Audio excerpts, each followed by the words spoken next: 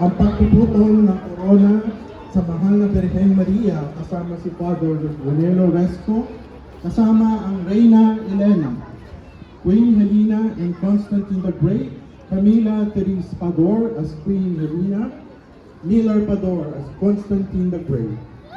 Kasama niyang kaniyang anak na si Emperador Constantino, ang unang Kristiyanong emperador ng Roma, ay naglakbay mula Roma patungong Jerusalem upang hanapin ang tunay na krus na pinagpakuan kay Kristo.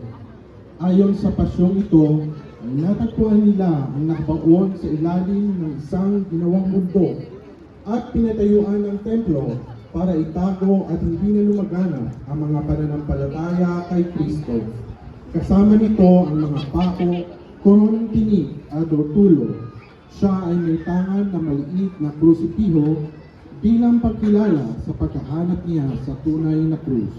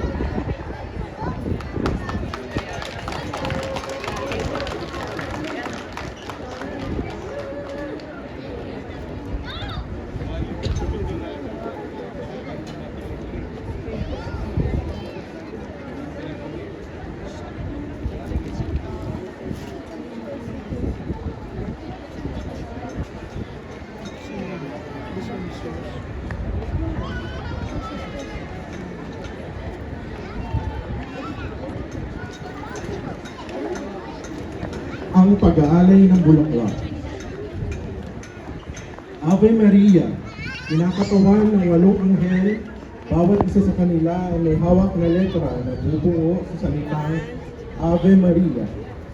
Lara Angela Aguilar, Aniel Brielle Flores Dosal, Janelle Grace Dumalag, Elisha Micaela Hermosando, Eliza Rukia Reforma, Corinne Ann Amier, Mauri Zen, Denise Lorraine Flores Dosal.